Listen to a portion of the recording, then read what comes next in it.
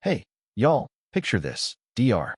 Maya Carter, a brilliant neurosurgeon, sitting in first class, her sharp blazer now soaked in Pepsi, drip pinned down her face like some cheap movie scene, passengers staring, flight attendants snickering, and nobody knows she's on the phone with her husband, tech mogul Ethan Carter, who just happens to own the whole damn airline.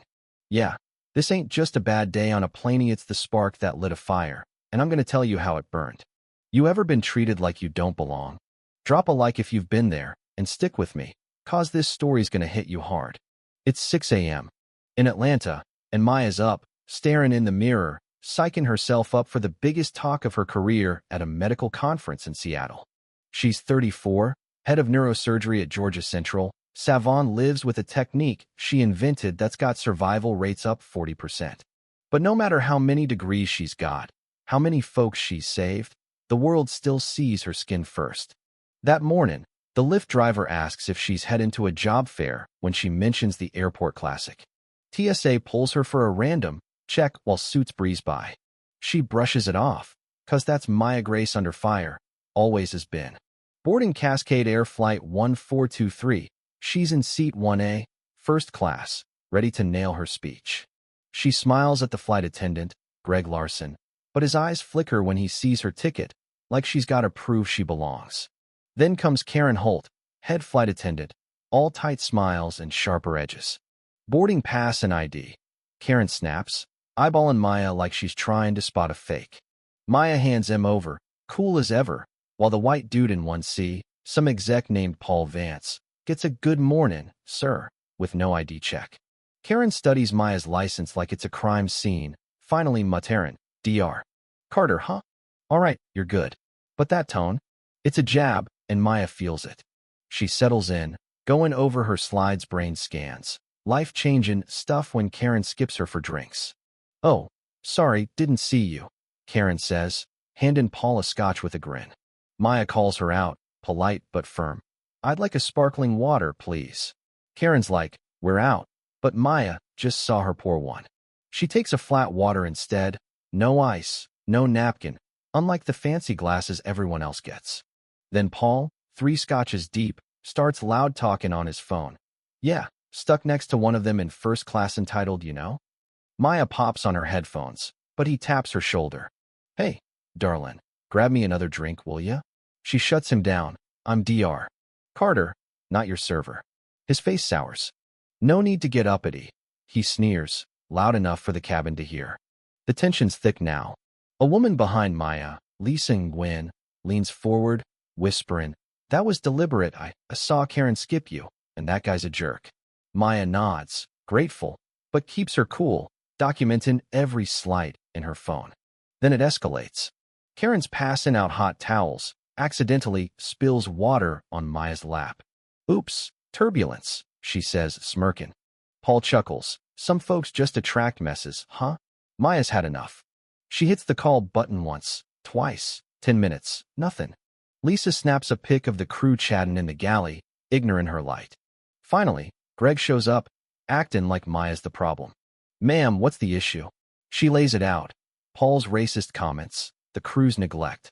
Greg brushes it off. Mister Vance is just being friendly. Lisa chimes in. I've got photos proving you ignored her. Greg snaps, stay out of this. Then it happens. Paul, stumbling back from the bathroom, trips and dumps his Pepsi right on Maya's suit, her laptop, her notes, soaked. The cabin gasps. Karen rushes to Paul, cooing, you okay, sir, while tossing Maya a single napkin. Maybe keep your legs out of the aisle, Karen says, blaming her. Maya's voice shakes but stays steady. He did that on purpose, and you know it. Lisa's got it on video. He aimed for her. Other passengers back her UPA grandma, a young guy, calling out the crew's bias. But the purser, Tom Reed, sides with Paul. Just a misunderstanding, Dr. Carter. Maya's done. She calls Ethan in the bathroom, voice cracking. Something happened, babe. Ethan's voice goes steel cold. What airline? When she says Cascade Air, there's a pause. See, Ethan's company, Carter Tech, quietly bought Cascade 6 months ago, a secret even Maya didn't know. I need names, he says. She lists M. Karen, Greg, Tom, Paul. Go back to your seat, Head high. Ethan tells her. I'm handling this. 20 minutes later, as the plane lands in Seattle, Karen makes a smug announcement. Certain passengers, please stay seated for management. She thinks Maya's in trouble. Wrong move. The door opens, and in walks Marcus Tate, Cascade's VP, with security. Dr. Carter, he says, we're so sorry. We've got a lounge ready, new clothes, new laptop, everything you need. Then he turns to the crew.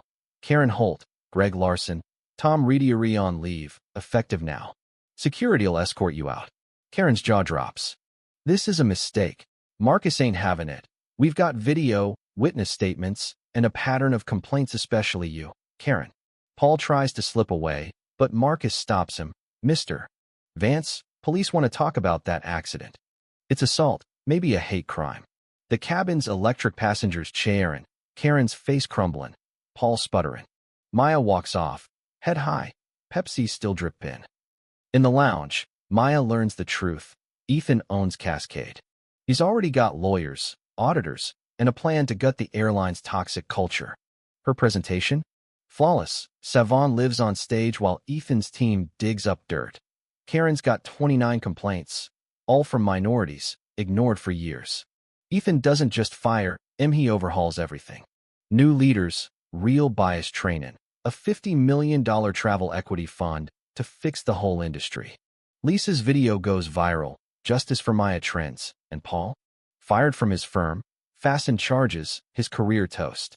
6 months later, Maya's at Cascade's HQ, kicking off the equity fund. She locks eyes with Karen, now slinging tickets for a budget line, still bitter. You ruined me, Karen hisses. Maya's calm. No, Karen, your choices did. The world's changing, catch up or get left behind. Maya boards her next flight, greeted by a new attendant, one of the passengers who backed her up. Welcome, Dr. Carter, she says, real respect in her eyes. Maya smiles, knowing this fight's bigger than her, bigger than one flight. She Savon lives in the ore and changing systems in the skies. So what do you think? Was justice served, or was it too harsh? Drop a comment 1 if you're team Maya, 2 if you think Karen got screwed. Like if you believe nobody should be judged by their skin, and share this with someone who needs to hear it. Have you ever seen bias like this and stayed quiet as spoken up? Tell me your story. Let's keep pushing for a world where dignity ain't optional.